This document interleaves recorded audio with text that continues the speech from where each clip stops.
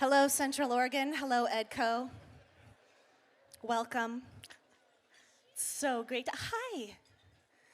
So great to see you all.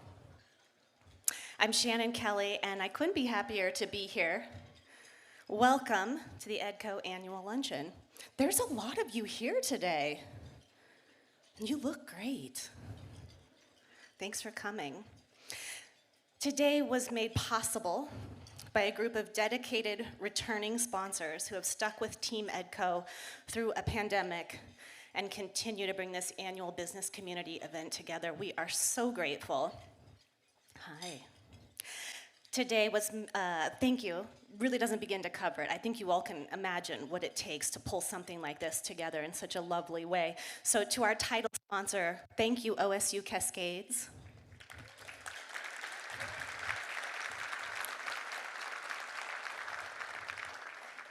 Thank you to our keynote sponsor, Jones & Roth CPAs.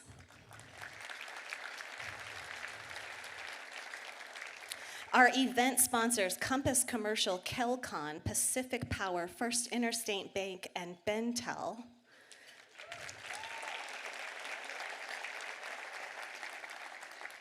As well as our supporting sponsors, Business Oregon and Opportunity Knox. Thank you so much. Thank you, River House, for hosting us today, and thank you, Hand in Hand Productions and Flip Flop Sounds, for making it great. We know you've all been very busy, and we appreciate your effort.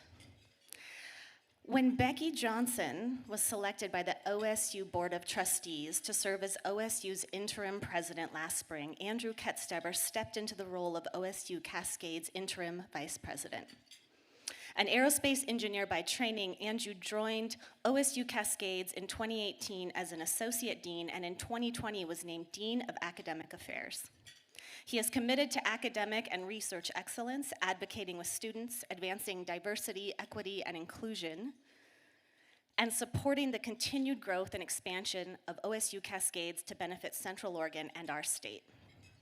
Prior to coming to OSU Cascades, Andrew was a professor in the Department of Mechanical and Aerospace Engineering at the University of Colorado, Colorado Springs, where he served as a department chair. Andrew worked as a civilian for the United States Air Force and served as appointment as a distinguished visiting professor in the Aeronautics Department at the U.S. Air Force Academy. Please help me welcome to the front stage, Andrew Ketsteber. Hi, Andrew. Thank you. Thank you so much. I don't like long introductions, so I'll try to keep this shorter than the introduction was if I can. Thank you so much. We're really proud to have been the title sponsor of the EDCO Luncheon for 13 years now. Yeah. Great. We're here today because EDCO, OSU Cascades, and indeed everyone here is working for the prosperity of Central Oregon. And we especially like working towards innovation. Some folks say innovation is limitless, but ironically, the way to get the best innovation is through constraints. Our computer science students design solutions to problems, big problems, and we always have them design around multiple constraints, like limited time. Time is of the essence when fighting wildfires. So students design software that can help wildland firefighters save time estimating equipment need in an initial attack on a wildfire. The best innovation happens as a result of constraint. We have a saying at OSU Cascades, find a way, which reminds us we're good at finding innovative solutions in the face of those constraints. You've probably noticed our region has some pretty major constraints on developable land. Finding a place to develop anything in Central Oregon is a big challenge. A house, a business. Imagine trying to build a campus. So faced with this constraint, we did what only OSU can do. Turned a former demolition landfill and pumice mine. I'm no longer allowed to call them a dump and a pit. But that's what we've done. We've transformed a dump and a pit into a university campus and a major asset to this community. Thank you. And during the pandemic, we've been busy. We transformed that former pumice mine and built a new academic building on this once unusable land. Open this fall, Edward J. Ray Hall is a net zero energy ready building and houses our new Doctor of Physical Therapy program, the first Doctor of Physical Therapy program in a public university in the state of Oregon.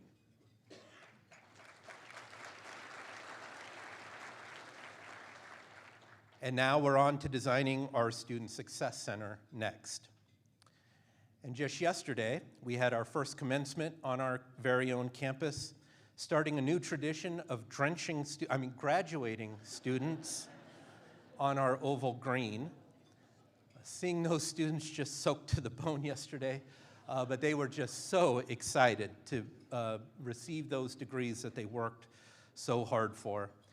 That was all done in the center of our campus. It was a powerful and a very proud moment.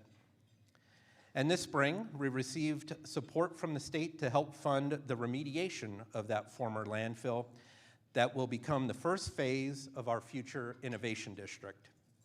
We hope to begin moving dirt by the spring. The OSU Cascades Innovation District is a place that blends academia with business and community organizations. Imagine a classroom, a teaching lab, a production lab, our innovation co-lab, and Ben's next hot startup, all co-located in the same building. That new startup, whose future depends on innovation, would have access to university researchers who are defining the cutting edge. Housing is another community constraint. Imagine mid-market housing serving both campus and community built right into that very same innovation district. Imagine the possibility of a community assembly hall where we all gather to hear from national and world-level speakers, where the arts raise the profile of our region while inspiring us through their creativity, where experts gather and trade ideas through conferences. The Innovation District is coming, and we're already talking to potential partners. If you have ideas, please let me know.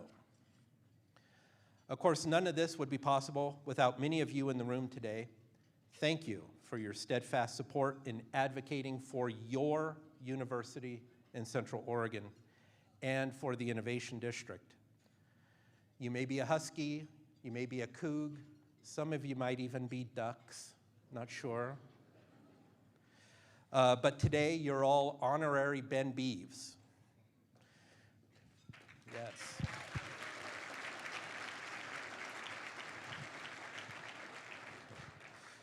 We need every one of you to be an advocate and to cheer for the opportunities that the university can and will bring to this community with our critical partners in higher education at COCC. I'd especially like to thank EDCO for their work in helping OSU Cascades become an indelible part of Central Oregon. Thank you very much.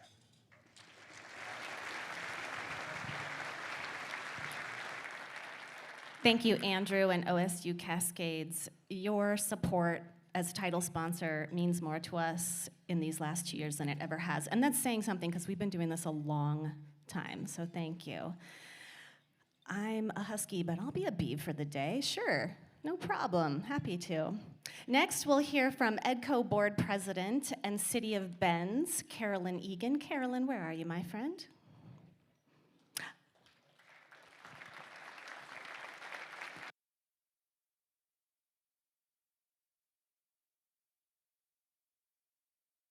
I went to the wrong side.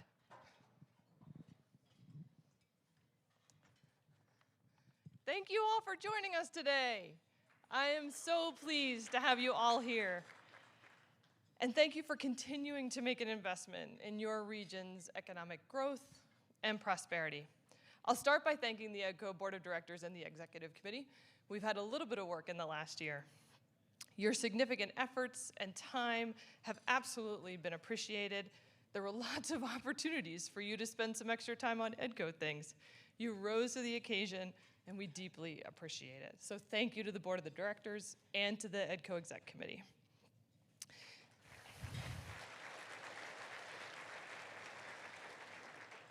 Economic development in Central Oregon looked a little different again this year. Hybrid events, virtual tours, a renewed focus on attracting world-class talent, maybe some focus on making sure we have housing in every part of the region. And then there was the hiring of a CEO after 22 years of a solid CEO. I am so thrilled and so excited to be able to welcome John Stark into the new CEO position for EDCO.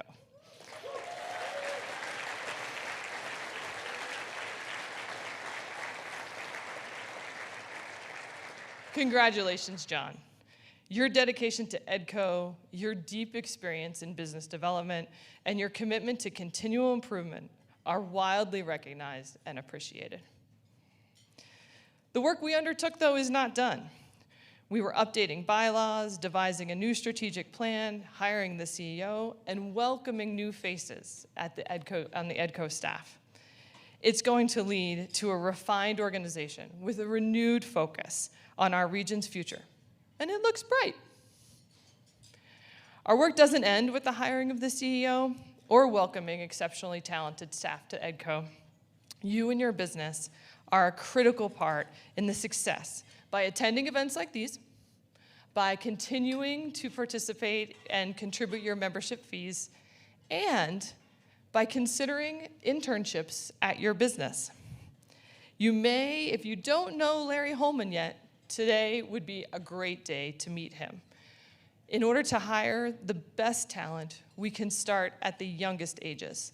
Please consider creating an internship position at your business and hiring one of our local students into that position. I know you'll enjoy the program today. We're going to focus on defining and creating and maintaining exceptional cultures, just like the one we have here in Central Oregon and the one that all of you have at your business. So thank you so much for being here today, and enjoy the program.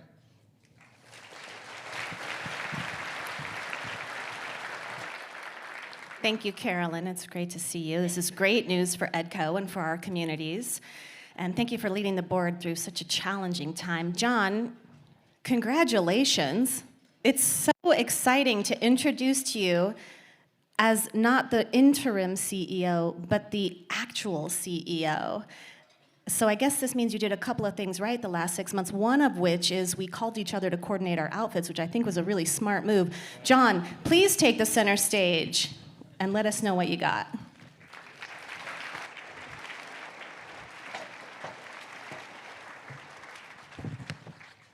Thank you, Shannon. What I got is all of you.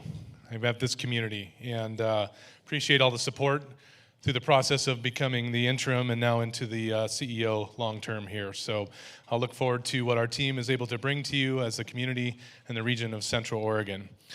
Thank you all for being here. Doesn't it feel great to be in a room full of people? I'll keep my remarks brief so we can get on to our program. Most of you know we're a private nonprofit economic development organization where our mission is to create a diversified local economy and a strong base of middle-class jobs here in Central Oregon. And today I'm asking for your help. EDCO needs to grow. EDCO needs to grow to sustain just like our community has grown. EDCO was founded more than 40 years ago by some community leaders here in Bend that wanted to create an economy by design and not by the chance of how the economies globally can affect our regional community here. Demand for our services continued to skyrocket due to the natural beauty of the region, the lifestyle opportunities in the area, the attractiveness of our communities, and the income growth of corporations throughout the U.S. EDCO's work has directly strengthened the diversity of our local economy, and it helped us weather the storm created by the pandemic. Our region recovered faster than many other areas across the state, despite our heavy reliance on tourism and hospitality. We came back strong and with a vengeance. We are funded by public and private sector membership, contracts for services, and earned revenue. The public sector has most recently borne the brunt of our increasing their financial contributions, and now we are coming to you to ask for help. by further investing in EDCO so we can continue shaping our economy in this ever-changing marketplace. We recognize many of you in the audience are already members, and we thank you for that. Thank you for your continued support and ongoing attendance of events just like these. Our members invest in us because they recognize that if we're successful in bringing new jobs to the region and helping local businesses grow, then they will be successful too. Certainly, some of the jobs that we've helped create have created new customers for many of you in this room today. We ask that if you aren't a member of the organization, please consider becoming one. If you are a member, think about how you might further invest in EDCO as a relative to the growth that your business has seen over the last few months and years. Please see Heidi Hausner, our membership director, after the event. She'll be out in the hall if you'd like to take a look at membership, or on one of the kiosks in the other room is a membership application that you can fill out, or certainly you can go online and become a member of EDCO. We know there's a list of you that signed up as non-members, so please consider becoming a member, either as a business or as an individual. The relationships we've forged over our decades of service to the region give us a unique perspective of the challenges our business community faces and why we bring you topics like what will be on our agenda today. Companies that win the culture war will prevail in the theater of growth. So now on to our regular tuned agenda. Next up, panels and keynotes. Thank you all. Thank you, John. So lucky to have you, John. As John mentioned, EDCO is a private nonprofit membership organization providing free services to help Central Oregon businesses succeed. If you are an EDCO member, thank you. And if you are not yet an EDCO member and would like to learn more, please visit edcoinfo.com. Does anyone want to win some concert tickets? EDCO has friends in the right places. So normally we'd give away stuff at the end, but I think we should get this lunch party started. What do y'all think? Okay. Let's take a look.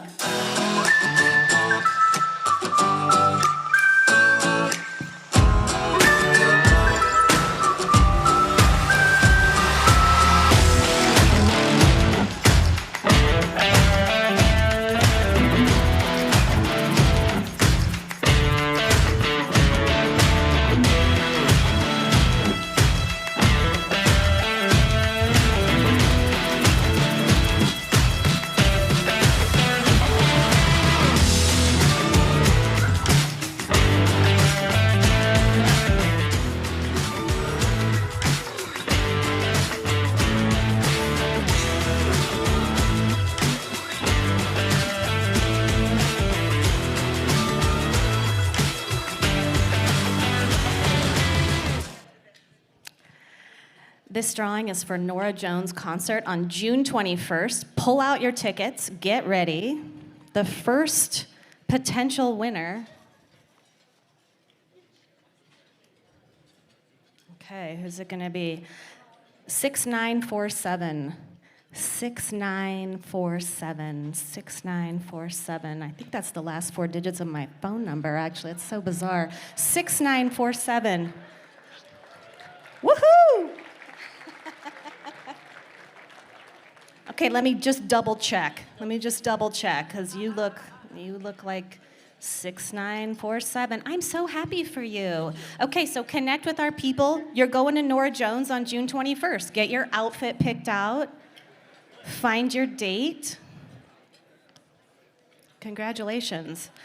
Thank you to Live Nation and Hayden Homes Amphitheater for that Oprah moment. I wish I could give a whole bunch more away. With over 50 concerts this summer, something tells me we're gonna see a lot more ticket giveaways coming to EDCO events, so be ready for that. Now, virtual attendees, don't you worry, I haven't forgotten about you. Those of you who purchased a virtual ticket have also received a little something in your inbox, since we can't technically treat you to lunch here at the River House. So you were each emailed a Bend Downtown Dollars gift certificate, and you can spend it as you wish. So whether you treat yourself to lunch, brunch, dine in, take out, shop till you drop, it's on us. Thanks for joining us behind the screens. I hope you enjoy. Let me know what you get. Everybody, I love gift certificates. And as a special shout out to the team over at Brooks Resources, hi friends at Brooks Resources. They ordered lunch in via their downtown dollars and are having an office watch party. I hope you're having a great time. Thanks for tuning in. So I'm now gonna pass the torch over to Evan Dickens with Jones and Roth CPAs to hear more from our local businesses. Evan, take the stage. Thank you, Shannon, very much. Good afternoon. It's noon, right? Afternoon, everybody. I'm Evan Dickens with Jones and Roth CPAs. It is our pleasure to be the keynote sponsor for either the 9th, 10th, or 11th consecutive year, because I have no concept of time, and I'm sorry that's as much precision as you get from an accountant right now. But it's a pleasure and a privilege to be involved with this event. I would like to express my gratitude personally to the staff at EDCO. I'm so happy. I've known John for as long as I've lived in Central Oregon. I'm so happy to see him take this role. And I want to especially express my gratitude to maybe my favorite person in the entire world, the events director, Erin Riley, who makes this happen. She's exceptional, and I have nothing but admiration for her. So again, we are the sponsor of both the keynote, the panel, and putting cool stuff on your table. So yes, I've been hearing all of your remarks the last few years. Oh, the accountant brought the notepads and the pens again. Whoop-de-doo. Well, okay. Got some slightly cooler stuff this year. We got some, if you want some sunglasses with your CPA firm's name on the side of them, can't imagine that your kids wouldn't think that's exciting. This little green thing is both a weapon and some lip balm, if you would like to open it. And then this is a bottle opener and expands to a stainless steel straw, including, and also a weapon too. I mean, if you're into that, but also a brush to clean it with. So we've got a few of each of these on every table. Please feel free to distract your neighbor and take whatever's in front of them while they're not looking. If you want something different, but no pads, no pens this year. I get it. Again, we are really pleased to be the keynote sponsor. I have a chance to say just a couple words about our firm as a result of this sponsorship. And I don't have any prepared notes. I just want to be really authentic with you. I just had a moment when Shannon introduced John, and she said, "Tell us what you got, John." And John said, "What I got is all of you." That means a lot to me. After the last 2 years, that what we have is each other. And Andrew talked about constraints that we're facing. We've all had constraints at a variety of different levels, personally, professionally, constraints on our available talent pool, constraints on the world around us, constraints on our abilities to meet face-to-face. And it's this event, more than anything else I do during the year, makes me recognize how fortunate I think that we all are to be a part of such a healthy, such a positive business community. We're talking about culture today, the culture of our CPA firm, and hopefully the culture of the life that I lead is a culture of personal relationships, not a culture of transactional businesses, and I think I could speak for most professional services that are represented here. We now recognize more than ever the last 2 years, the power of a personal relationship and how meaningful that is. And that's what I hope that our firm, Jones & Roth, as a CPA firm, will continue to represent, is those personal relationships. Thank you all for being part of what I believe is a fairly exceptional business community.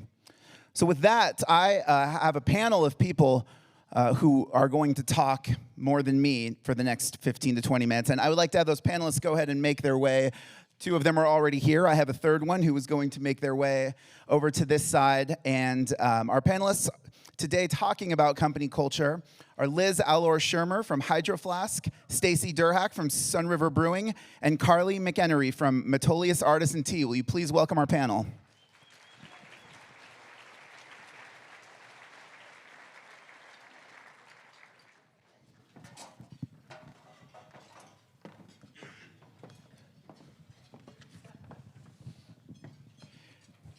Good afternoon. Thank you all very much for being a part of this. I shared your name and where you're from, and I'm now going to give you the chance to say a little more than that, please. Stacy, we'll go ahead and start with you, if you don't mind. Just tell us well, you don't have to tell us your name. I guess I already told everybody that. But you can say it again and say what your position is and how long you've been there maybe and whatever else you'd like to say. Okay, thank you. I'm Stacy Durhawk. I work for Sun River Brewing Company. I'm the Director of Team Services, which encompasses a lot of different parts of our company, the operations portion, but I'm their HR director, and I'm very proud to work for a company such as Sun River Brewing Company. I'm the newest executive with the company. I've been with them for 3 years, and I've been a director for about 2.5 years, and one of the reasons I wanted to join Sun River Brewing Company is because of the culture that they have. Wonderful, thank you. Liz, will you introduce yourself? I'm Liz. I work for Hydro Flask in the go-to-market category. Work on product launch cross-functionally with everyone, product managers to sales and marketing. Wonderful. Go ahead, Carly, introduce yourself, please. My name's Carly, and I work at Metolius Artisan Tea. I've been there almost 2 years now. I am currently the system specialist and purchasing manager. I started, though, blending all of the tea, blending and brewing all the tea that we made. And in the short time that I've been there, the company has grown in leaps and bounds. It's an exciting place to be, and what is keeping me there is the culture. That's wonderful, thank you. So first question I'd like to ask each of you is, if somebody asked you, how would you define your company's culture? What's the summarized answer you would give for that? Stacey, I'll again start with you, if you don't mind. Right now, we believe that Sun River Brewing Company is in a time of transition. The last 2 years with the pandemic have changed the workforce significantly. So in our company, all of the leaders at all levels are taking a look. We're asking active questions to our staff, gathering information before we make a response to them. Our slogan is "We Care," and that's a slogan that will always stay in our hearts. But we know that we're in a transitional moment right now, and we look to the next 10 years and to our staff to see where we're going in our culture. Wonderful. Liz? I would define our culture a little bit more generically in the respect and friendship. The office being around people, even though we have a hybrid, we're in, we're out, it's up to us. Being part of a company that I've done many different things, and our culture has been the most welcoming. I've never had so many hype people in my life that applaud everything that you do, but then are always there for any mistakes that you make and support you in all of that. So respect and friendship. Carly, how do you define your company's culture? I would say that our culture is defined by leading with kindness in everything that we do, whether it be from daily interpersonal interactions to big purchases or navigating hard moments with supply chain and not being able to produce. We're just trying to roll with the punches and be kind to each other in every moment that presents itself. That's great, thank you. So Liz, I'll start with you for this question. Let's say that you have a potential employee who's interested in your company, who has experience in your industry. How would you want them to know that your company culture is different potentially from others in that industry, others that they could go work for? This is a great question, and I actually tapped into some of the people who've been with Hydro Flask since the beginning and some of the new people as well, because I wanted to know a sense of, because I know what I feel, and it's true across the board. Bend is Hydro Flask, and Hydro Flask is made up of Bend. So it's complete community. Everyone's kids go to school together, they go mountain biking together, skiing together. Everybody knows everybody's dog's names. I've only been there a year, and everybody knows. So it's the sense of community that we don't just work together, we play together, we adventure together, we take the knocks, we take the wins, all of it, we do it together as a community. Stacey, how would you say your company's culture is separated from others in your same industry? Well, we know in our company it's not just about wages and benefits. We know that we have to be competitive in our industry, but we know it's how we treat our people at every level. And I don't know if any of you have met the Camerons, but the Camerons are very generous, caring owners for our company, and that's been something that our staff has also adopted, and we try to greet all of our employees that way, and that comes from each of our staff members that are currently working in our restaurants and at our brewery. It's that feeling we have of the we care and welcoming them into the Cameron and the Sun River Brewing Company family. And Carly, how would you say your company is separate from others in your industry and the culture? Yeah, we're a pretty tiny company right now, but mighty. And when we have people come interested to work for us and with us, that's what we present it as. You're working alongside us, with us, and joining our ecosystem. We are a production-based facility, so it's not glamorous work at times, but the product that we're making, we believe in, and we enjoy doing it collaboratively and caring for each other. So yeah, when we're trying to get people to join, we want them to know that it's not just like production tea-based. It's more than that. You mentioned the size of your company. This question isn't on the preset question, so I'm going to throw you a curveball here. But let's just give everybody an idea of roughly how many employees do you have locally in your company, if you could start. 14. 14? Liz? 100. We're about 300 right now. Okay, wow. Great, so let's talk about the driver of the culture. I guess I'm curious if you would consider the culture to be sort of staff-driven organically, or if it's something that leadership has to drive. Carly, can I start with you on this question? Sure, yeah. Our culture is something that's organically evolved and developed with our owner, Amy Stahl. I have been with the company, again, 2 years, but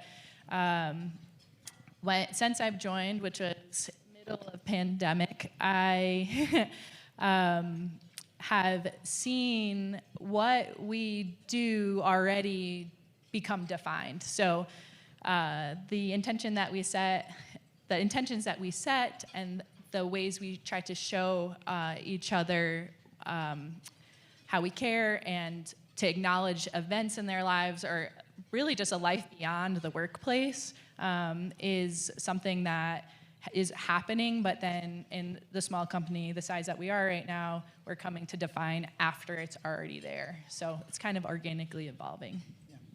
Stacey? Well, as I mentioned before, if you've met the Camerons, they set the tone for the culture in our company. They truly show it to our staff every day when they're in the area. The staff feels that family culture, even though we're starting to get larger. And so I would say that it's not just our leadership that drives it, but the staff wanting to show that care and respect for each other that comes from the leadership.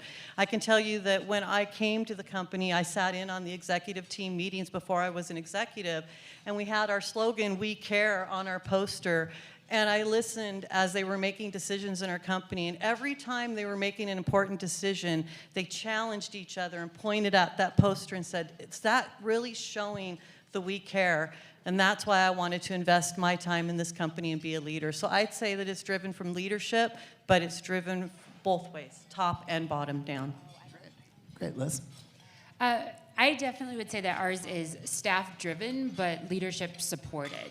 So there's a lot of interest in doing activities together, volunteer work, putting ourselves into the community, and leadership is 100% behind anyone and everyone who brings an idea to the table. And so the support to be part of the community and be a community ourselves within the company has been completely supported by all of our leadership. But there's definitely a head from our staff. And to me, that's huge, because I know that I can bring any idea, any thought, any adventure, and it will be put on the table, and people will talk about it.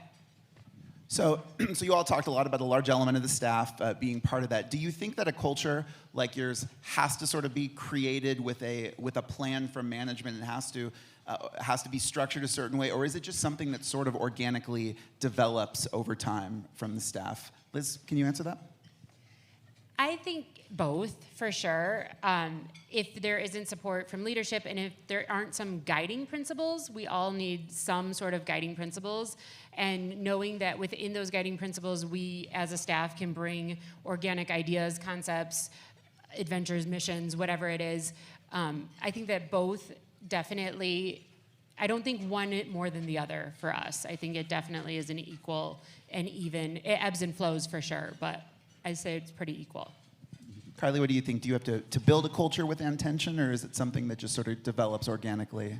As long as there's space that's held for it, I think that it can develop organically. At least can speak to that for the size that Metolius is now. I think, of course, as you grow, and we are growing, and we're having those conversations of how do we have to define this or structure it more intentionally with more people, more roles. But as long as there's a space for it, that encourages the staff that they know that they can bring things to the table. Yeah, thank you. Stacy? Well, for us, it grew organically. We were a small company. Everyone knew each other, and everyone did all of the jobs in our company. We had our Sun River Pub restaurant, and then we opened Galveston in Central Oregon and the brewery in Central Oregon, and that culture just grew for 5 years. But then we opened a pub in Eugene, and we needed to decide, how do we duplicate that culture? And so we did start to move with intention and put in systems and processes so that we could protect our company, we could protect our people. But of course, that was in 2019 when that started, and the pandemic hit. So now that things are settling down, we are doing this with intention again by going out and actively listening to our staff, gathering information, finding out what's changed in the new workforce today, and making sure that we can meet those challenges and their desires. So absent the pandemic considerations, because certainly we wouldn't say anything about the last 2 years has been a normal progression of culture. In general, do you think in an ideal situation, does culture need to change over time, or is it something that should be fairly consistent versus evolving? Liz, do you mind starting with that? Oh, it needs to change. I mean, our entire world, our entire environment, communities, everything has changed. And as we evolve, as humans, we grow, we change, our companies grow, our companies change, and being part of a company that listens is the biggest thing that I could ask for and want for everyone else. Listens, processes, and moves forward. And sometimes that change is not what you expect, but sometimes it might be what you need.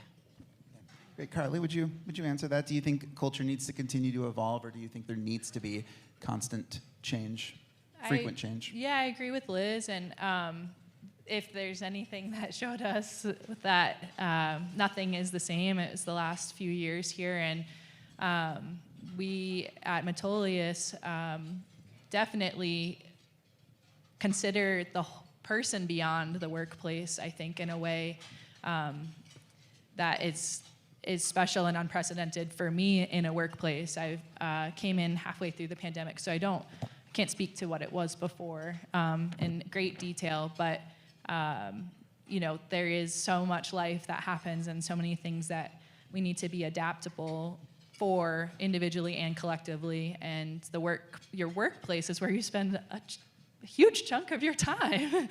So yeah, you have to be somewhere that supports that. Stacy? Yes, I would echo both of these ladies. For us, that's what we're doing right now. We're looking at how our culture is going to change, but the we care for us is deep in our hearts. So even if we change that slogan, something different comes out, the we care will always be the deep part of our hearts for our company. So the next question on my sheet here is, did the culture change at all through the last 2 years? Well, if there's a company in here that can say the last 2 years nothing has changed at all, then congratulations, I don't believe you. So I'm going to assume that there has been a change and ask this question: how have you managed the impact of the last 2 years and the challenges of the pandemic on your company's culture? And Stacy, if I could start with you. Yeah, well, the restaurant industry, I'm sure there's several of you out there, as we all saw, is a influx of people coming and going. And so we did have to change so that we were softer in our coaching and discipline, and even some of our development. And it was painful for us. But now that things have settled down, we have refocused on those aspirations, and we're setting expectations for our staff, putting development plans in place, and there's a longing for it from our staff, especially people that want to grow in their talents, in their own work. So that's where we're refocusing, but yes, it was very painful for a couple years. Liz, can you talk about the challenges of the last 2 years? Yes, definitely. Challenges and positives. The biggest challenge, I started with Hydro Flask just over a year ago. So I was onboarded virtually, which is very different than being part of the Hydro Flask office, I will be totally honest. So now that we've been back in the office and hybrid able to go in and out. That's something that was very difficult, just being, everything was virtual and we didn't really know where we were going. The positive is that communication was huge. I think that we all developed in the company and everyone outside of the company how to communicate better through written word, emails, virtually, just being able to be open and honest that we don't know what's coming next and we have to just prepare for what could come next. But we also learned that we don't know what's coming next multiple times in the last 2 years. So the hardest part was just not being part of the community initially, but then hearing all the communication continually and the reassurance. Like, your comfort level was your comfort level, and everyone listened to that and talked about that, which was extraordinary. Wonderful. Carly, talk about the challenges of the last 2 years on culture.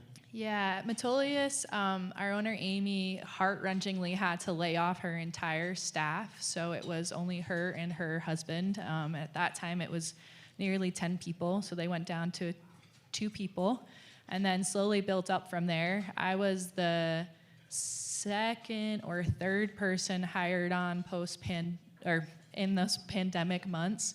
And we've been building from there.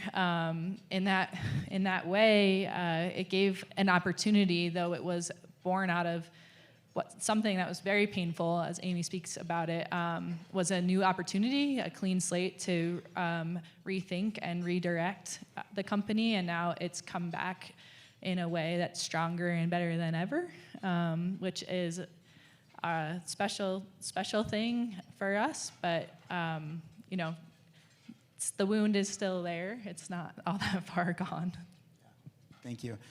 One final question for you. I'd like to know, looking into the future, we've talked about the need for culture to evolve. How do you see your company culture evolving? How do you expect that evolution to be over the next 5 years? Liz, if I can start with you.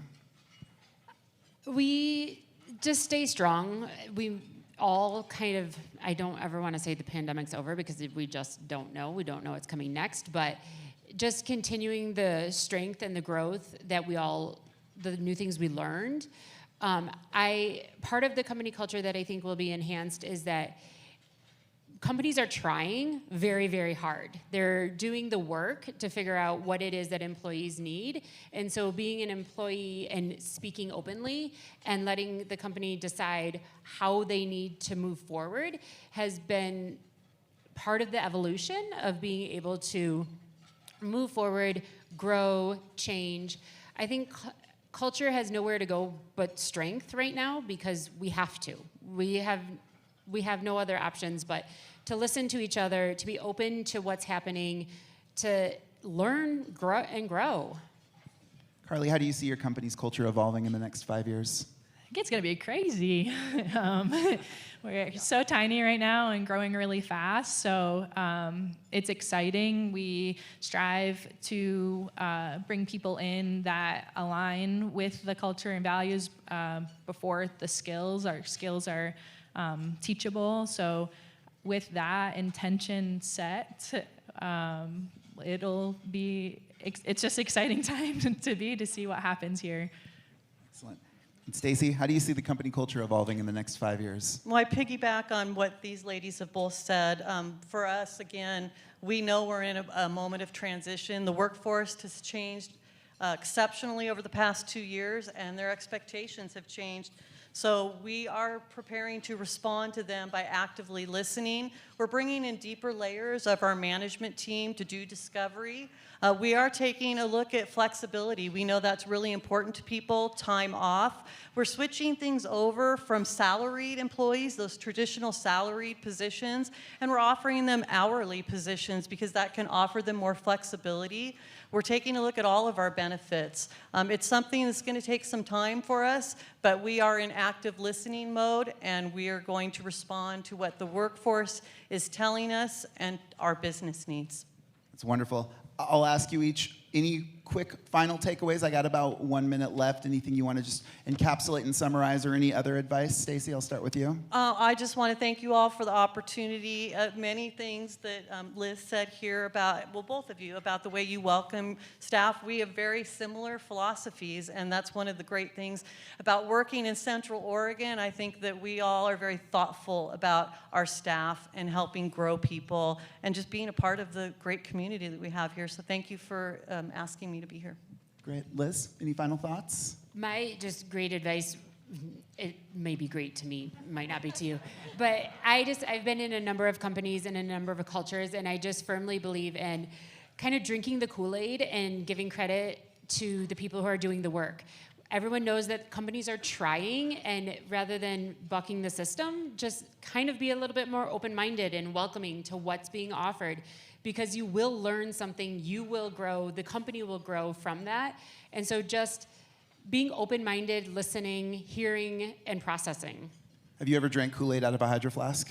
Is that No, that but possible? we will be taking that back to the office for sure. Have we drink beer or chai tea out of a Hydro Flask? That's also a great question. Carly, any final thoughts or advice? Yeah, speaking from being a part of a small business right now, it's said it multiple times, this word, but it's exciting to be a part of what it is now, but also what it can be. And so what we're building right now is like, what is the drive for what is coming. And yeah, being here in Central Oregon where it really does feel like the sky is the limit is a pretty amazing place to be. That's wonderful. Stacey with Sun River Brewing, Liz with Hydro Flask, Carly with Metolius Artisan Tea. Please thank our panel. They've been wonderful.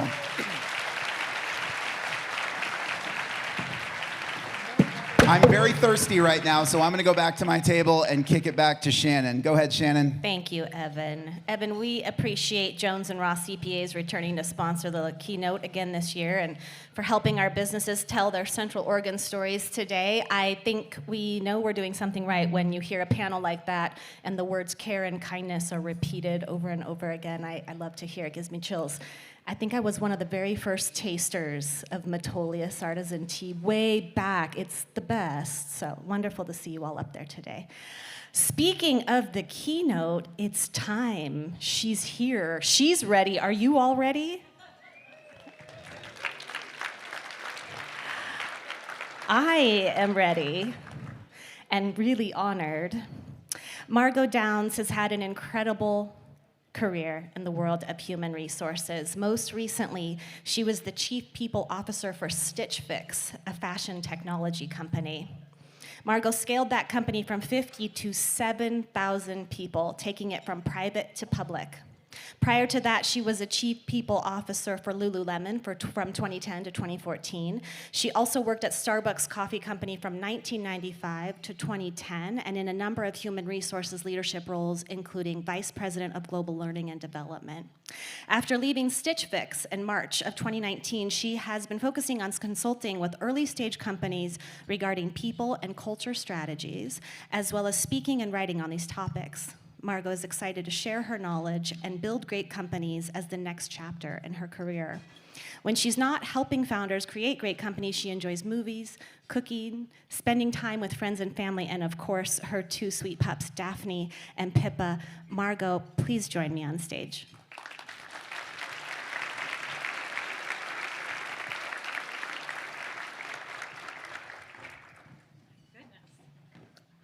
Here we are. Hello, in everybody. our own little private cafe. Oh my goodness. I know, these are Getting very up on tall these big chairs for us. I know.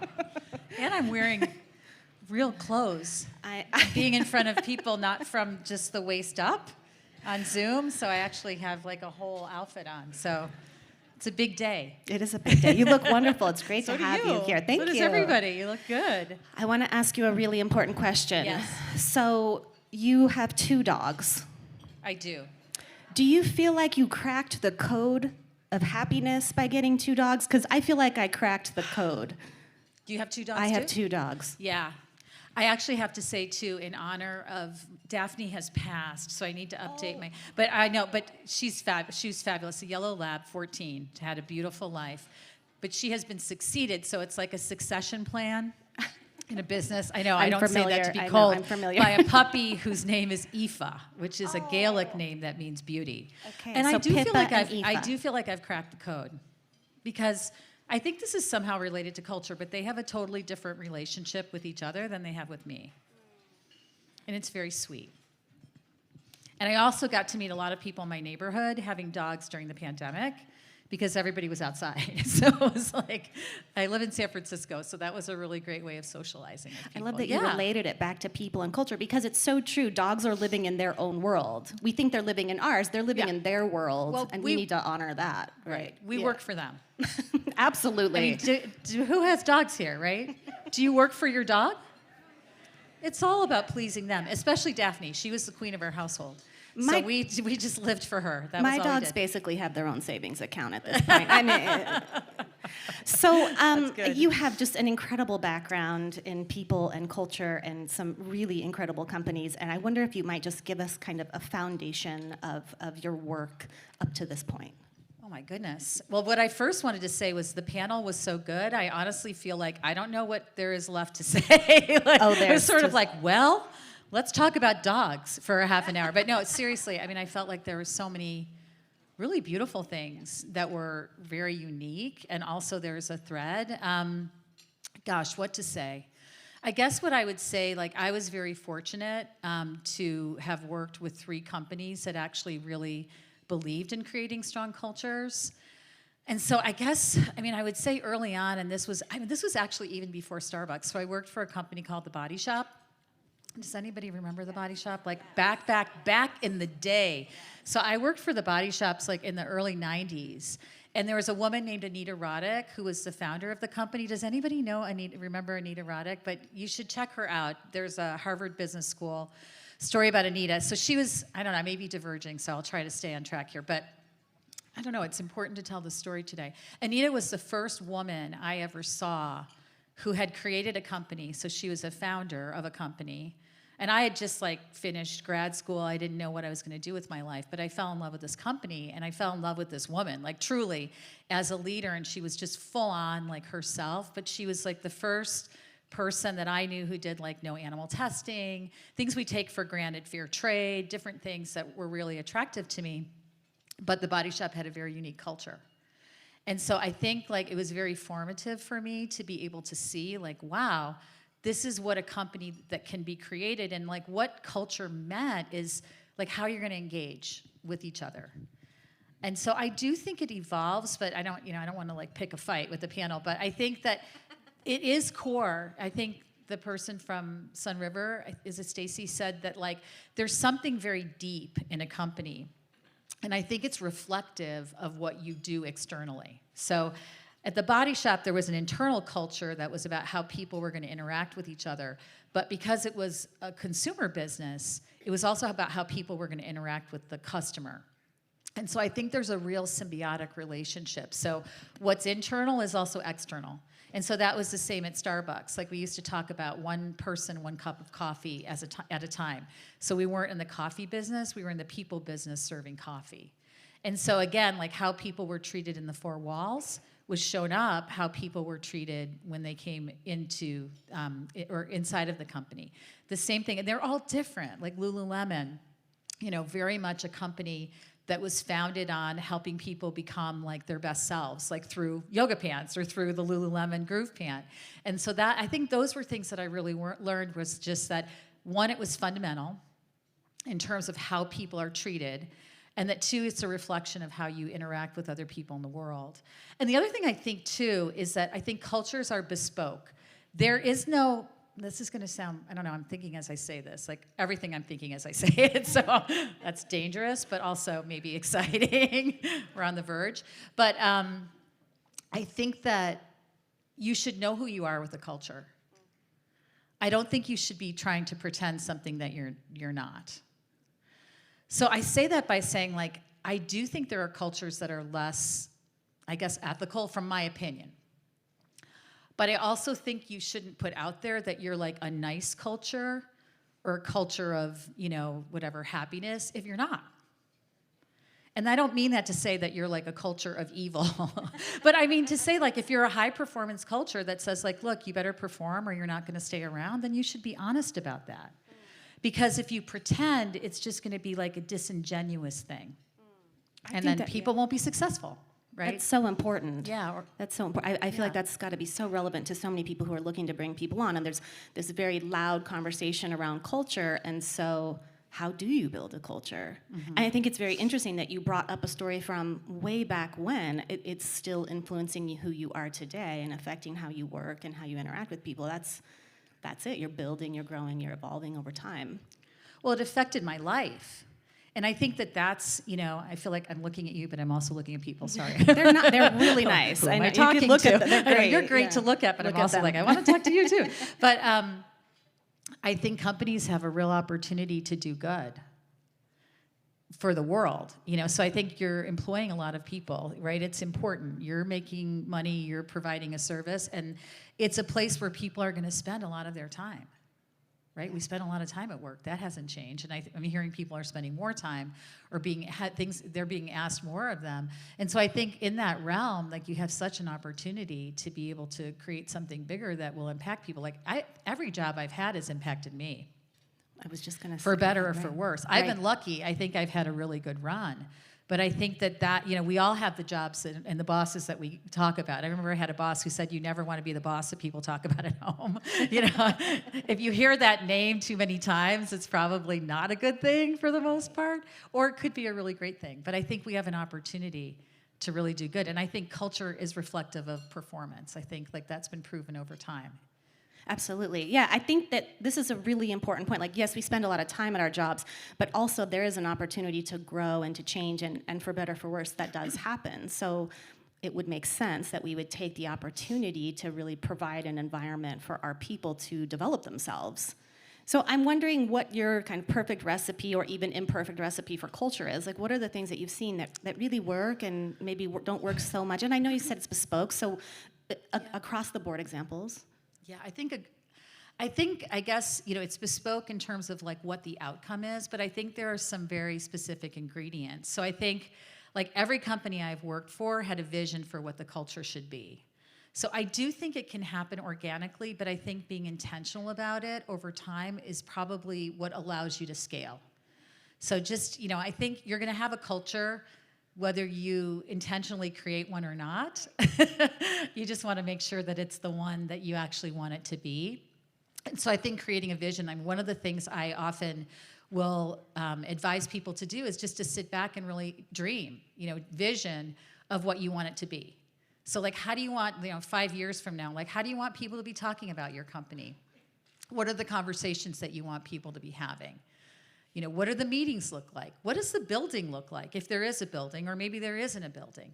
And I think it really starts with that. And I think, especially if you're like a founder of a company or a CEO, I think you have a profound impact on what that's going to be. So all the companies I've been in, Howard Schultz at Starbucks, Anita at The Body Shop, Chip Wilson at Lululemon, Katrina Lake at Stitch Fix, they all had a very specific vision for the company that they wanted to create, not just for the product, but for the people.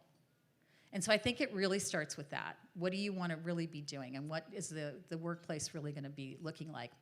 And it's funny, as I'm saying this, culture is in families. Culture is on sports teams. I know it's not popular to talk about sports teams, but I love sports. I'm a Warriors fan. Go Warriors. I don't know, don't boo me here, but if you're a Celtics fan, I'm sorry. But I think that, that's it. It's kind of like, how are we going to operate? And so what is your vision for that? And so I think that is one of the things I've seen at every company. And then I think it's translating vision into like very tangible things. So it's like, what are your values? What do you stand for? And being very, very specific about that. I think once you have a framework like that, then you can make lots of decisions. Again, I think it was Stacy who talked about that, which is the we care. If that we care is up on the wall and you're trying to decide like, how are you going to pay people? Or what are the benefits going to be? Or how are you going to lay people off? And how are you going to tell people? That will be so helpful. I think I was telling you the story when I was at Stitch Fix. We had warehouses, and warehouses can be really, really hot. And it's really, really expensive to actually put air conditioning in. And I remember we had one in Texas, and it was really, really hot. And people were really struggling in there, and it would have cost I think it was $1 million to put air conditioning into that warehouse. And we had to really make a decision, and I remember the CFO and I were sitting there, and we had a value of integrity, and we were like, okay, let's look at integrity when it comes to a warehouse. And it was really interesting because we had people who worked in an office.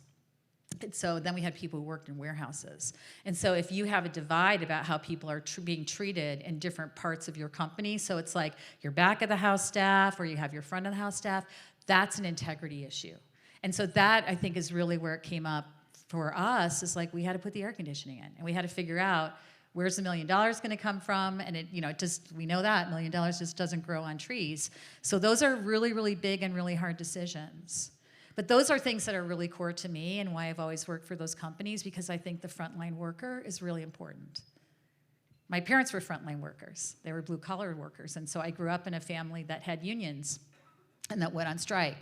And so I think early on for me, it was just something that I really saw as being a really important thing to do, and operating from your values and how you treat people and just being really consistent. So I think values then, that is another very, very fundamental piece of building culture. And I think that's where you have to ask yourself is, do they change over time? Or are they always right there? Because sometimes culture, what we call culture, is just the expression of culture. And those things can be the things that change, or it may be different in different offices that you have, right? It may look different in a warehouse, but it's still fundamentally the actual culture. I remember somebody told me, I think they call it this at Walmart, they talk about the difference between culture and traditions. So culture could be those deep embedded values, but the traditions are like, hey, in this particular area we go out to baseball games, or over here we actually do barbecues on Friday, or we buy pizza or whatever.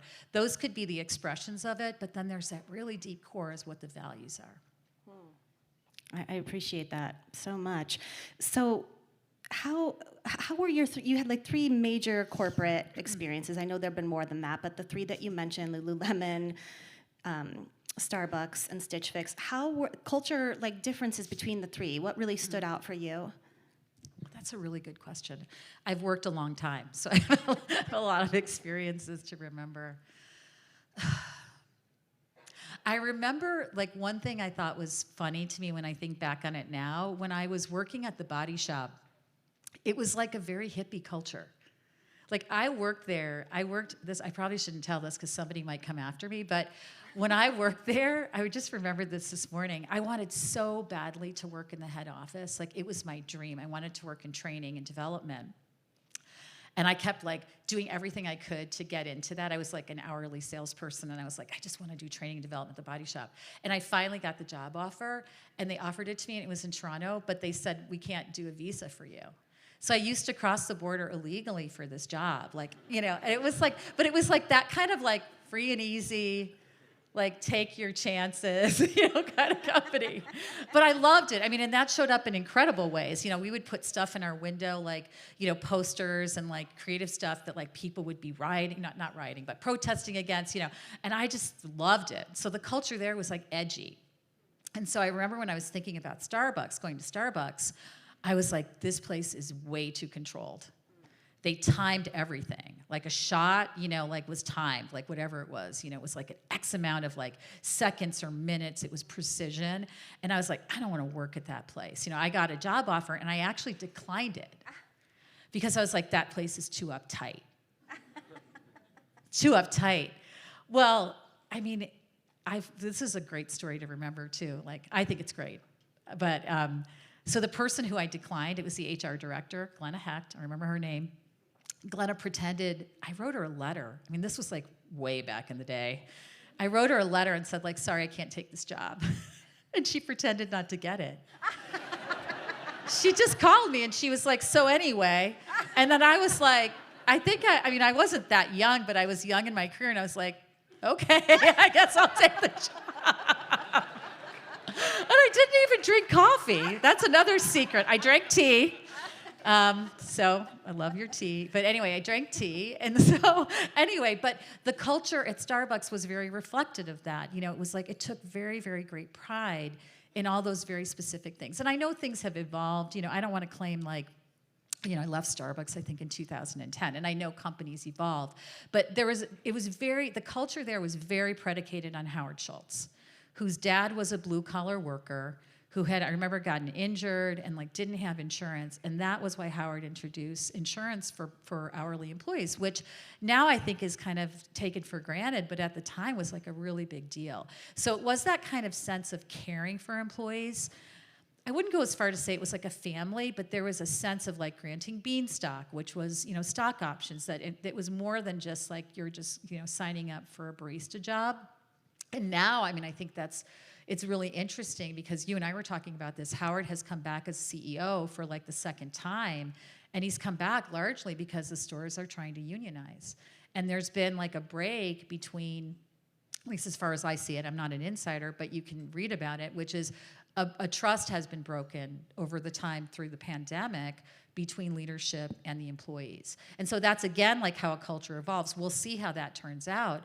But I think Howard is out there. I just read an article about it. He's really out there trying to, say to people they don't need that. And I'm not commenting on whether that's true or not, but I think it's a reflection of the culture. Like, that's personal for him. Lululemon, I mean, Chip Wilson had a vision for what that company would be. Like, there weren't yoga pants for women, right? That's another thing we take for granted. It was all, women wearing Nike. And so there was this element of like, we can create performance, or they could create performance clothes for people, which really connected to setting vision and goals. So every employee at Lululemon was taught how to set a vision and goals for their life. And they were applauded when they left. So when people actually left the company in our head office, they were clapped out. Because it was like, oh, you're actually achieving your vision and goal. So it wasn't like hold on to people at all costs. It was like let them go, let them do their thing. And I think that's one thing. I know that's really hard, especially now during hiring crunches. But there's something about being able to let people develop and leave, because they'll often come back. That was, at Stitch Fix, we used to hire data scientists, and they're, a hot commodity. And they could get paid way more at Google and Netflix than they could get paid at Stitch Fix. They came for the culture because they were able to do kind of end-to-end development and have a flat organizational structure, which they weren't able to have in those companies. But at a point, they were like, I want to work there. I want to make more money. And we would say, great, go do it. And many of those people came back. And so there is that element of like, don't try to hold on to people, I guess, before, beyond their time. Or even yourself. I mean, I know I've moved on companies when I knew it was like my time to go. And so I think those are things to think about. I don't know if that answered your question. Yeah, about it's cultures. fantastic. Okay. Yeah. I'm meandering. Oh, Sorry. no, that was right on. I ate dessert first, which maybe the sugar is like kicked in. It was really good. Can we get another round of chicken breast, I had please? the chocolate. It was great. I asked my neighbor, I said, is this bad if I eat dessert first? And she said, go for it. She was like, just watch the timing on your interview because it could take a left. Exactly. I think it's really interesting to talk about this link like this. What's the perfect ratio? I don't think there is one, but what's the perfect ratio of culture coming from the founder versus culture coming from the team? And the founders that you're talking about, these are not perfect people. No. And over time, that also manifests and comes out in all these different ways. So talk about that a little bit. I think it's very fascinating. It's a really good question. I mean, I think it's collaborative. I think in every company, and all of those companies, it was collaborative. I think at the beginning, I think at Starbucks, it was created, by the employees. Like at Stitch Fix, we went around and excavated the culture, from people. I mean, that's, I think, where it comes up from employees, where we would say, like, what are you noticing? I remember when I started there, I interviewed people because we wanted to codify the culture. It was there. Like, what's a great leader? What's a great manager? What do you see in meetings where people are really, showing up in the way you want them to show up? And you extract those things, and that's where you kind of go like, oh, this is what's happening. That's what's happening. That's integrity, or that's partnership, or that's collaboration, or that's kindness. And so I think that it's kind of a symbiotic thing. But what I think can be dangerous is that when you change a leader, then you think the culture is going to change. I think that creates like a real, like, what am I going to call it? Like, it's confusing for people, right? Like, so when like a new CEO comes into the company, I think it's natural that there would be some changes, but then it's like, we're going to change the whole thing. Yeah. And then I think it's hard to operate. And so I think it's a real balance to that. Like I think there's a reverence and a respect for the culture, but don't hold it too tightly. So I'm trying to think of an example where it changed. I think at Stitch Fix, an example I'll give is we realized, well, two things we realized is when we had a problem one time, we had a problem getting work done. So we recognized like we had this really high growth company that was doing really well, and all of a sudden everything was slow as molasses. We were hearing people complaining about meetings, we couldn't get work done, and this is like a pace, that you want to keep up in innovation. And we went out, we talked to people and did focus groups. We were like, what's wrong? And what we found out was that people misinterpreted a value that was partnership. And they began to think it was consensus. So instead of partnership meant like, I'm a data scientist, you're a merchant. We're going to come together and blend art and science. And sometimes I get to decide and sometimes you get to decide. But what happened was people were sitting in meetings trying to grind it out, where you and I would be trying to be like, well, what's the answer that kind of solves for both of us? And it was just, we were stuck. And then the answers were like some kind of Frankenstein, mixture of things that weren't good for anybody, right? They weren't good for the customer. They weren't good for people. And so what we realized was that people were misunderstanding a value. And so I think those are the times when you have to also step back and say like, whoa, we actually have a set of values, but somehow it's drifted over time. And so I think a lot of times when I see that with companies, it's either the values haven't been defined or they've drifted. And then it's like a sense of having to come back to it. I think there's also a sense too of like every choice you make about a value has a dark side. So I'm just gonna say the one kindness, which I think is a good value, but if you have kindness, sometimes you can be too nice. And then you don't actually tell people the truth. You could mistake what kindness is, when in fact kindness is actually me being direct with you and kind. Yes.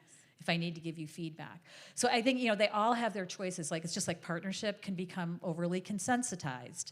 I think at Starbucks it was respect and dignity. So we had a value of respect and dignity, and then what we were finding out was people were complaining like if they got feedback from their manager. And, saying like, you need to show up to work on time or something like that. And people would be like, that's not respect and dignity. And we'd be like, no, it actually is. Like we're trying to run a company and, we're saying it in a respectful way. So I think those are the times, I guess, when you need to look at like, go back to the roots of the company and actually look at what needs to change. And then I think at Stitch Fix, I remember we added a value because we realized there was one we were actually evaluating people on that we actually hadn't told them. So it was authenticity, because we'd be like, well, this person, very authentic, and this person not authentic. And then we looked on our values, and we're like, we don't actually have a value of authenticity. But then we had to decide what it was, because that's a word, like sometimes, I feel like I go in a million directions with this, right? We could talk for 3 hours, but what does that actually mean? What does that mean to you and to the company? Because it could be like very fuzzy. Yeah, certainly many of these words are overused and are kind of like hot buzzwords right now. And I think it's interesting to see, like, we know what it looks like when someone's really doing the work. This came up in the panel before. Like, we know what it looks like when someone's doing the work. And we know what happens when people are just sort of pretending to do the work. And I think that what this last couple of years has showed us, it's been this great reveal, right? Like, now it's all out in the open. Right. Yeah, we were talking about that earlier. Yeah, it feels like during the pandemic, the pandemic's a crucible, right? I was quoting to you my trainer, Judy, who's very wise. Judy's like, we're not coming out of this for a while. Like, I think, hopefully we come out of it from like a business perspective. But I think personally, I think that's one thing where I think we've been impacted wherever you are in the equation of whatever businesses or your personal beliefs. This has not been a small thing. And so I think you couple that where it's just been this crucible of like how people have been treated during the pandemic, like as a worker, what are the decisions that have been made? You couple that in a very intense emotional experience and like a never experienced before for most people, right, in their lifetime, with social media, where like everything you do inside of a company is available to be known outside of a company, right? And we were talking about some examples of, I don't think they're necessarily bad companies, right? Difficult things happen to companies that are good. That's the other thing, is like, I wouldn't hold yourself as being like so, perfect that things aren't gonna happen that are really challenging, or you're gonna have decisions that are gonna feel like they're really not good decisions. I'm sorry, I'm going to diverge one other point, but there's an interesting one with Starbucks right now, which is they had a policy of opening their bathrooms to everyone, which makes sense. But then now the staff is being in a really dangerous, feels like they're in a dangerous potential situation because the bathrooms are open to everybody. Like these are the kind of decisions that come up in a company. But back to what you're saying, so during the pandemic, things came out like Everlane, all of a sudden people were like, saying, hey, there's a dissonance between what the company is saying maybe externally with Black Lives Matter than what's actually happening inside the company. Those were a lot of moments of truth for companies. And it's really, how do you react to those things? Like, what do you actually do when those things come up? Because things like that are going to come up. You aren't always going to be operating the way you want to, or there'll be people who maybe you have a value and they're not operating that way, but you're responsible for those people that are inside of your company. So I think that's going to happen, and I think the things that have happened, and in many ways, are good. I think employees have more power now than they ever have before, which I think is good. And because I think we're employees, right? And so I think sometimes when we complain about like, why does everybody want to know what they're going to get paid? I think, well, wouldn't you have wanted to know when you were like 25 years old what you were going to get paid? I mean, transparently, right? And not get underpaid. And so I think that that's a good thing. I just do think, as people have shared, it causes us to have to operate differently. So I think transparency is another word that's kind of thrown around, but I do think like you have to assume that every memo you send in the company, every single thing you do is potentially going to be plastered out there on the New York Times or on Twitter. Yeah. And that's not a reason to change what you do, but be thoughtful. Like I used to always think about compensation is such a hot topic. It's emotional for people. I've never, and I'm in HR, I've never been able to easily talk about it myself, about my own compensation. Yeah. But I remember like every decision we made about compensation, is particularly at Stitch Fix, because it was, going from private company to public company with stock options, is if you couldn't talk about it in front of a whole group of people, like this many people or more, and feel comfortable about the decision, then you probably shouldn't be doing it. Right? I know that's a big deal. And that's sweaty, yeah. right? Yeah, when you think sweaty, about that. sweaty, exactly. But imagine, it's like, a little itchy. It's a little itchy. It's a little sweaty, like. Mm-hmm. Well, we're going to open it up to questions from the crowd in a moment, but I want to stick with this for just this is like really interesting stuff to me. So, how do we there are some real realities people need to take a look at. And as you said in one of our prior conversations, like some people will and some people won't, but like this question around like how the workforce has changed, like you can have a thought about it, or you can actually really figure out what's going on. And I'm just wondering if you have any kind of thoughts on like the evolution of us as workers and employers and CEOs and like, are you going to fight it, or are you going to it's a great resist question. Against it? Or I mean, what happens when we resist, I know. Well, it's like life. What happens when you resist? You get a sore neck. I keep hearing people telling to surrender. We talk about, we have practices of meditation, or we go to therapy or whatever, and people are like, surrender, love what is. And it's like, that's hard. What if I don't love what is right now? It's not fun. Life can be challenging. So it just feels like you have to soul search on that as a company. And I also think you have to be practical about what you can do.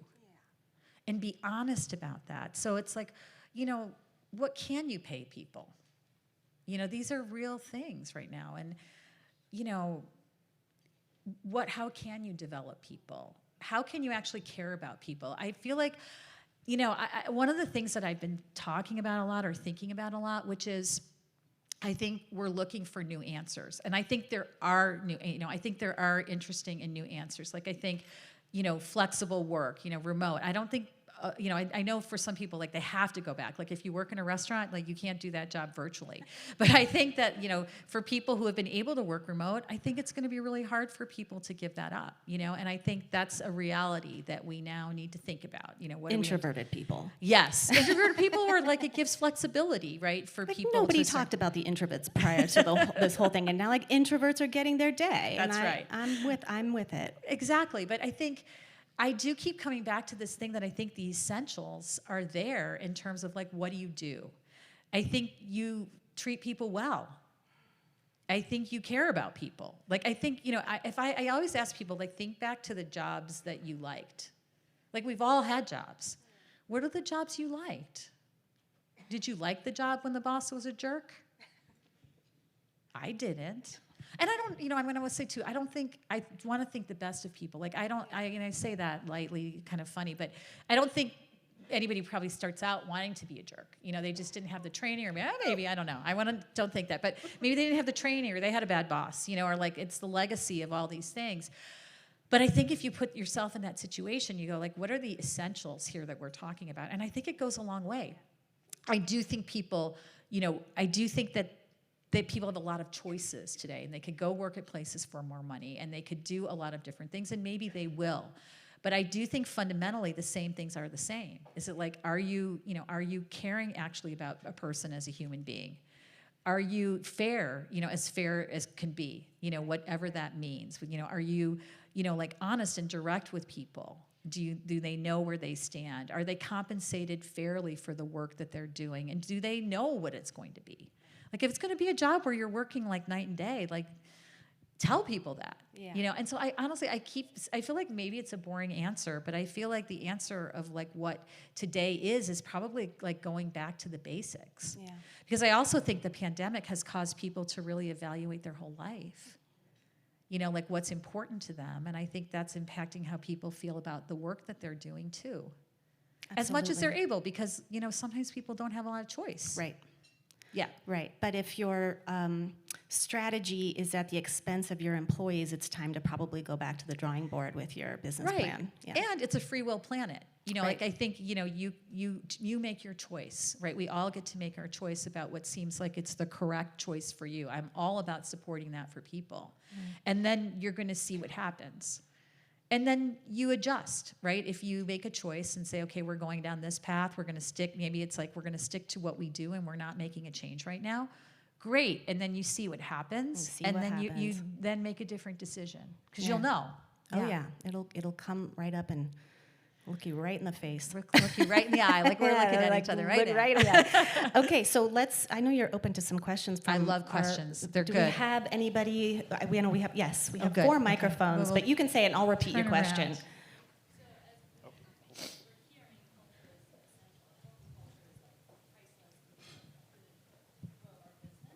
Oh, good. Thank you. Thank you. Culture is essential. Healthy culture is priceless. In like 1 or 2 words, what potentially could harm that, or how do we prevent a culture being destroyed? In 1 or 2 words. Margot, if anyone can do it. Be vigilant. So be vigilant. Yeah. Come on. Does that make sense? Like, I'll be like a little bit like not too wordy. Watch out. Like, if you don't let somebody go who's not, I don't want to be like fire them immediately, but like if you're not actively addressing the culture or reinforcing the culture, people are going to be like the thing they say. It's a sign on the wall. Yeah. It's words in a conference room. I think you have to be really, really rigorous, and that is not always easy. I remember Justine, who I worked with at Stitch Fix, she used to say, it's about doing what's right, not what's easy. Yeah. Use your eyes, use your ears, and Be vigilant. rely on your people, right? Yeah. Be vigilant. Okay, Yeah, microphones are flying. Where am I going next? Microphones are, but yes, back in the corner, right behind you. Hello. This looks like it's going to be a good one, Margot. I can feel good feel about this it question. coming. Okay, good. All the way in the back of the room. This is a good one. He shot up.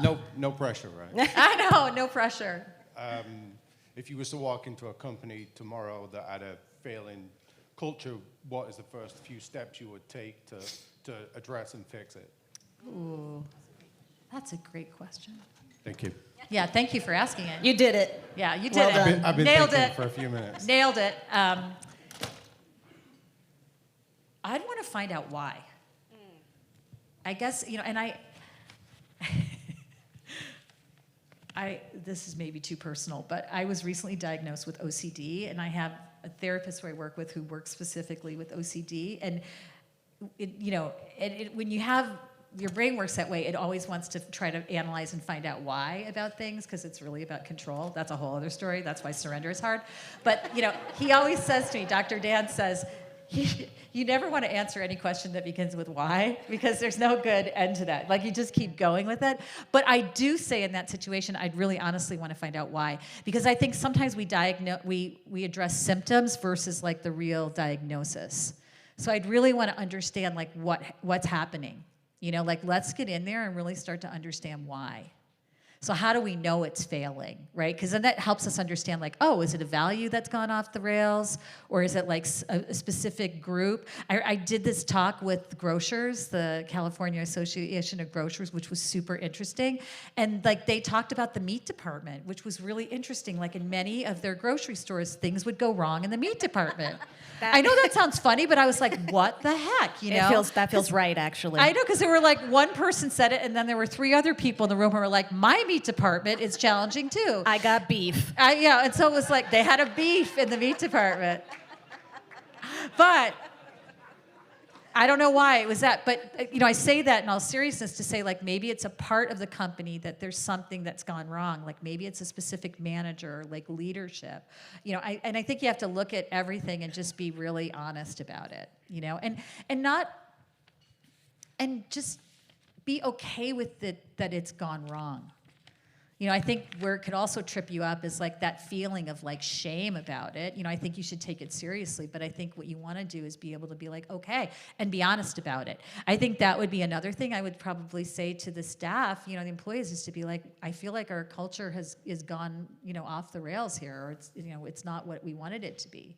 And we want to really talk about that. I love this, and I know that you are all about personal development. I know you just went on like a big extended vision quest, and you're very much, you're talking about skillfulness is what you're talking about, right? And like a skill is like you identify a skill, you find out where you can get it, you learn the skill, you practice the skill, rinse and repeat, here we go. So like, how do people learn how to be better at being honest and communicating with honesty and staying in the room when it's hard? Like, how do people learn how to do this? How do people learn how to be honest? Through trial and error, probably. I mean, it is one of those things like you learn by experience, I think, right? Like there are skills that you can learn, like you can go to the communication class or read the nonviolent communication book, but like the way we learn to be honest is like, you know, by getting feedback on how that's going. You know, like when I'm not honest, right? You ever have those moments, you know, where you're like, I was not totally honest about that. And then maybe sometimes you don't have to be totally honest. Like, you know, I mean, it's not like a lie, but it's like, is it the right time for that? You know, I often think about that. Like, I don't go into all these situations, but sometimes people think they're like, I'm going to be honest. And it's like bad timing.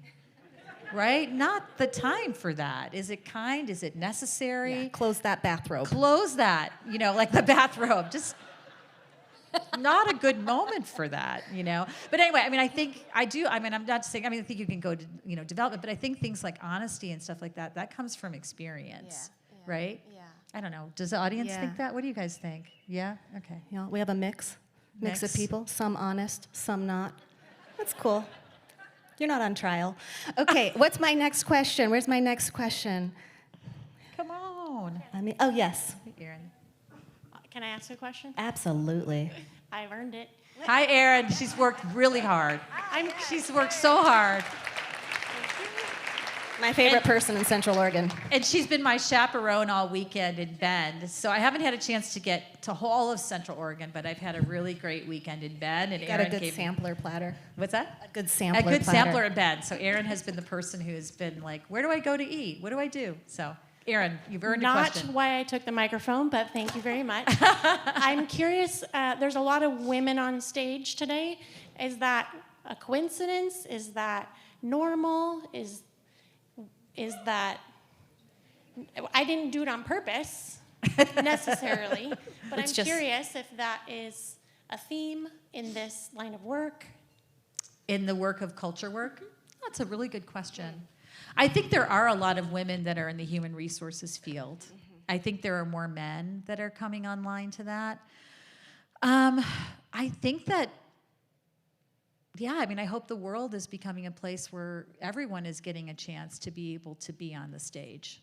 To do what they're actually good at. To do what they're actually here to do, you know, whether that's like women or men. And I think, yeah, I think there are groups of people who haven't perhaps had that opportunity or maybe haven't themselves felt the confidence because of the experiences to be able to get on the stage. You know, I respect everybody who gets on the stage and everybody who doesn't get on the stage, but it's, you know, when you put yourself on the stage, you're putting yourself out there, right? To be able to say like, okay, you know, here I am. Here I am. Yeah. Love me or leave me. That's right. Well, and has the story changed around some of these types of roles? Is that evolving, I guess, is part of the question. I hope it does. I mean, that's a whole other topic about HR. I mean, HR gets a really bad rap. I didn't want to go into it when I was in learning development, which I was like, I loved. It was about developing people. It was great. And my boss wanted me to get in HR. And I was like, that's all about firing people. It's about lawyers. I want nothing to do with that. Right? I was like, there's no way. And then I learned that, you know, that's another thing I learned, it was like in the back of my mind, but I learned that like that's where it could come about, was about thinking about organizations and culture. So I was fortunate to have mentors who showed me that. And so I hope over time people are beginning to see, and I think the panel like showed that as well, is I hope people are beginning to see like there's great work in this. It's not admin. It's actually like a very strategic and valuable function, and that it's a great career path for a lot of different people. Yeah. I love that. Okay, well, and I have anybody else More challenging shooting questions, out of their please. seat, About bursting with a anything. question for, yes. Okay, we need a microphone for this. Well, I'll just repeat it. Oh, he's coming, he's coming. Oh, he's coming. Don't yell. Don't strain your voice. So don't yell into the mic. Got it. So we're in this kind of time period where Gen Z and millennials are taking over as like the predominant people in the workforce. The number of leaders, or like the leaders in most workforces though, are from older generations. And so we're kind of in this weird transition period where now as culture is building and changing, we've also got these huge generational gaps where there's either differences in communication, or there's these terms like work ethic that mean totally different things to people that come from like different generations. So as you think about how a company is evolving and their culture is changing over time, and this workforce demographic is changing, what advice might you give to a company owner or a leadership team, and how to deal with that? How do you handle that? That's my favorite question. Such a good question. I'll be a contrarian here. I don't know which generation I am really at this point, but I sometimes worry that too much is made of generational gaps, because I think it's prone to stereotyping. So just like it would be a stereotyping if I said all men are like this and all women are like that, and all, pick your race or whatever you want to pick are like that, then I think if you say like all millennials are like this, or all, whatever, 18-year-olds are like this, I think it's dangerous. Because I think there are definitely influences, right? I think maybe people like to text more now than make a phone call. I remember I was talking about this, I was speaking at the National Association of Home Builders, and there was an architect who owned her home firm. She's like, I'm so frustrated. I want people to send emails, but they're sending texts. And it's like, okay, let's really think about that in terms of like, can the same thing be achieved in a text as an email? And if it can't with a client, then we need to talk about it. But if it's just like, again, it's like a tradition versus a culture. If our culture is good communication and we can do that by text, then I like to get text more than a phone. Like voicemail is like, what? And I'm like 61 years old. So I've changed, I would like to think about a voicemail to me, or somebody actually calling me on the phone. I'm like, what's that? And so I do think there's an influence. And so I really think it's about like, let's deal with people like as they are, and let's watch trends, so that we don't become outmoded and outdated. But like, I worked with Katrina Lake at Stitch Fix. She started the company when she was in her late 20s. That's hard. And she always jokes and says it was her first real job. And she created a company, like a great company.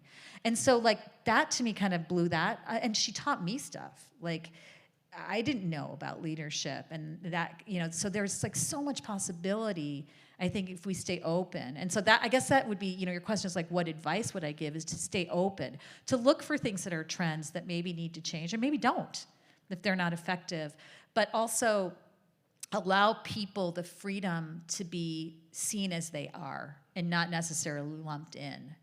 Because I also think there's probably some trends where people are going back to older perspectives. Like I've seen, a lot of people are going back to crafts and artisan. Like a lot of people are going back to the trades because they've become disenchanted with maybe technology work and want work that's more hands-on. So there's like really different things, like artisan. If you think about things that are like craft beers and people are creating, like that's kind of going back to something that was maybe before. And so I think there's a lot of complexity, I think, in terms of thinking about people, in terms of their age.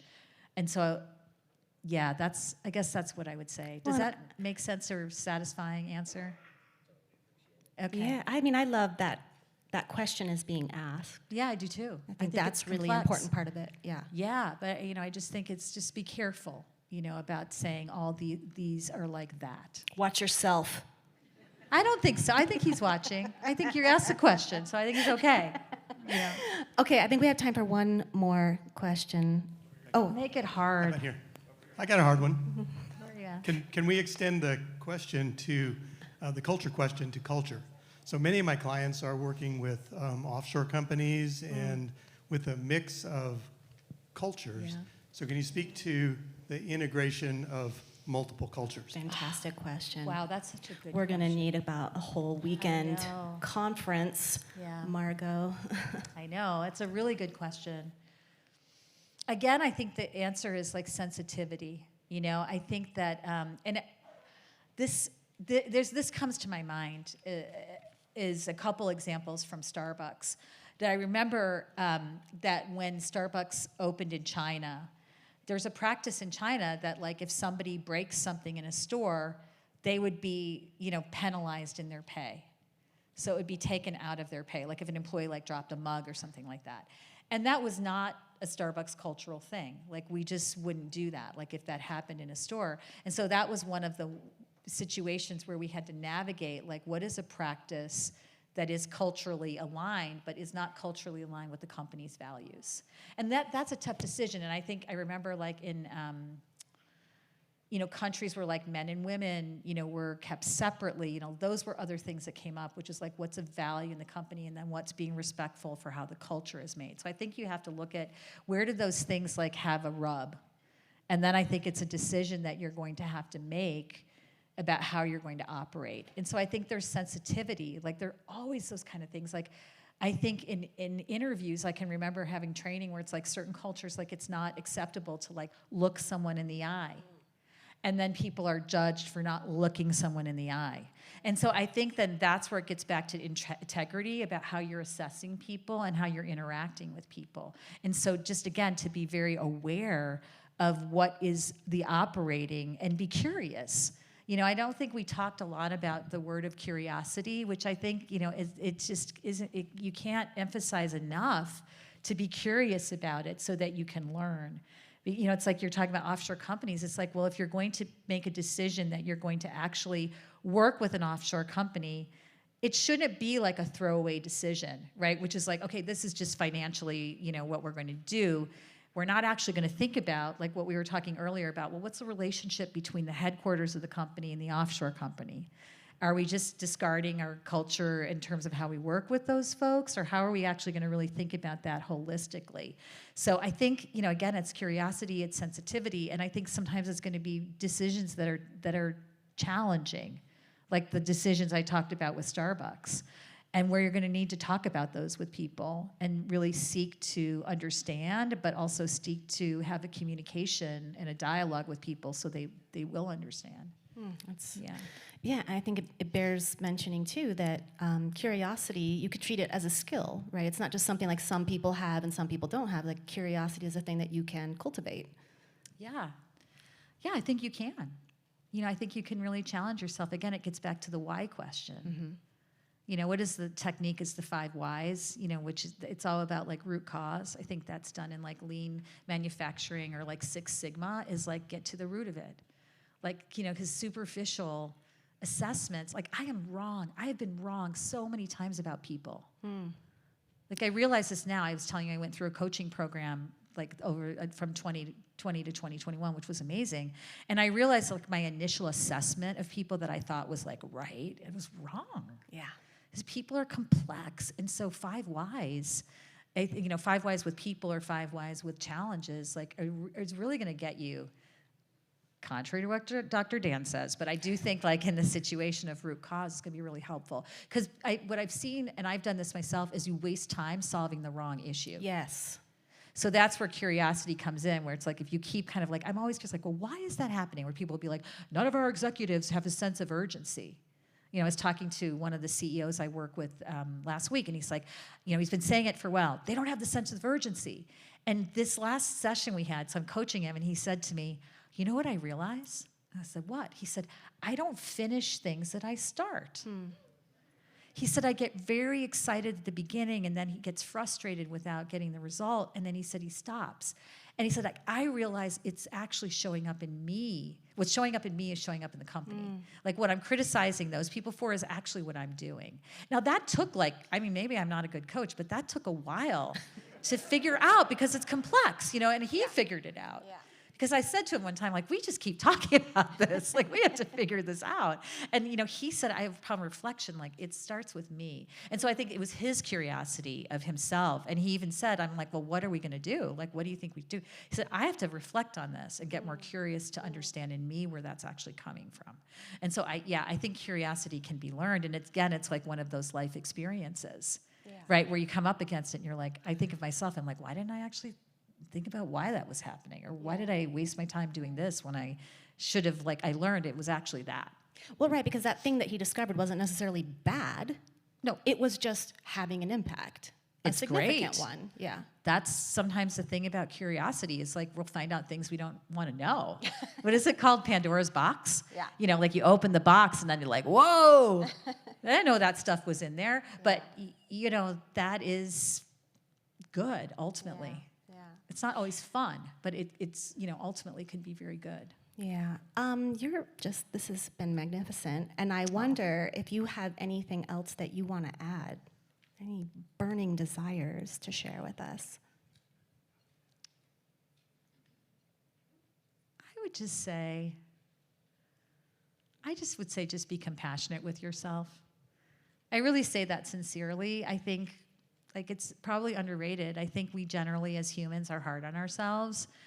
And I would just say be compassionate, because, and practically, the more compassionate you are with yourself, the more you can actually show up for other people.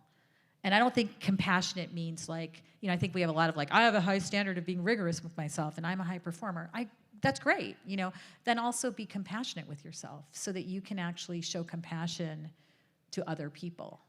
Right? We were talking about this in not the green room, but the boardroom before. It's just we don't have a sense of what's going on with other people.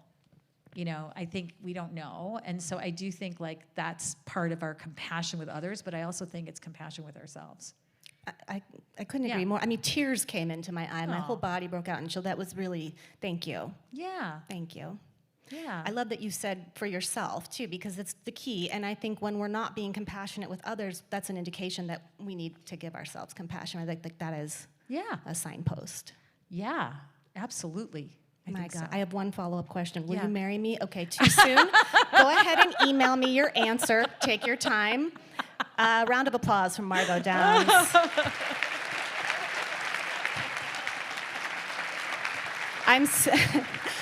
I'm having a little bit of anxiety about us getting off these stools. Me too. I'm thinking that too, because my knee is sore from walking around bed. I'm going to just stay up here until this is just lean you on all me, leave. Thank you so much. Am I leaving now? Okay. Well, take your microphone. We might need you again. Okay. Should I turn it off? Okay, good. Thank you. Thanks, Shannon. You're so great. Okay, good. Okay, bye. Okay, how about another round of applause for my fiance, Margot Downs. Margot, truly, thank you for making the trip. Thank you for answering our questions and for setting the table for companies to get this right. This has been invaluable. So please come back and visit when it's not pouring down rain, and we'll show you the mountains. And John, I hear that you're up again. So don't forget to take the flowers before you go. This is my last little thing. Don't forget to take the flowers. And thank you for having me. It's been a pleasure.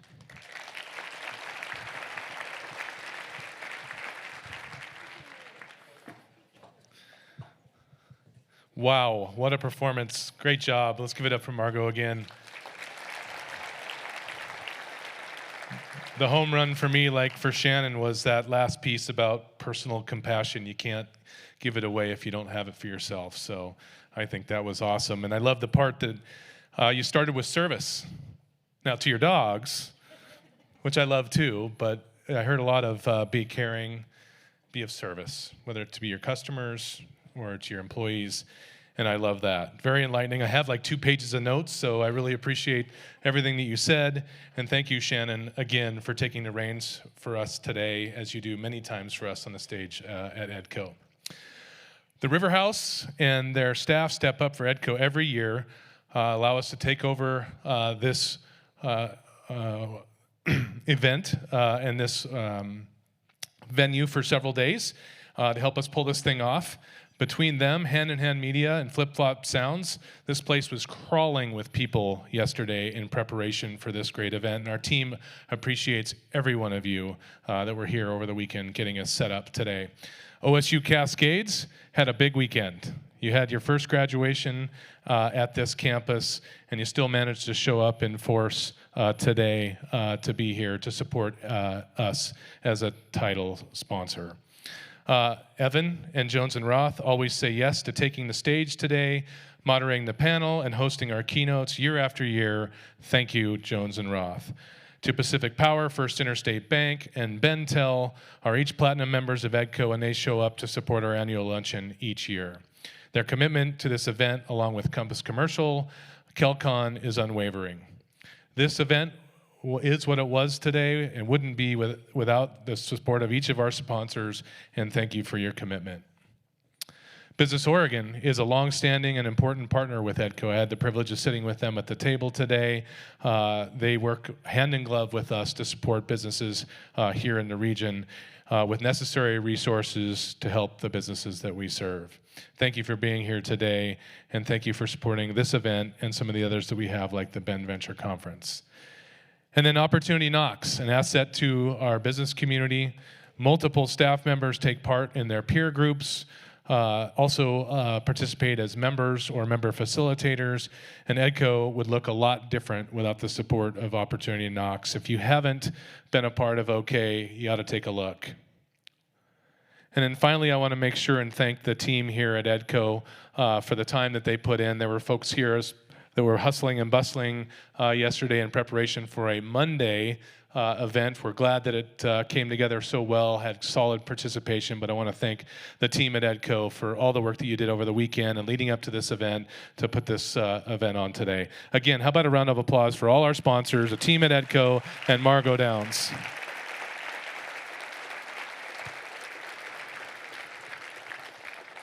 Okay, we're just a couple minutes over. I usually like to finish on time, so that is actually a wrap. Thank you for coming to our annual luncheon today. Thank you for your ongoing support. If you're not a member, please consider being one. And again, thank you so much and have a great day.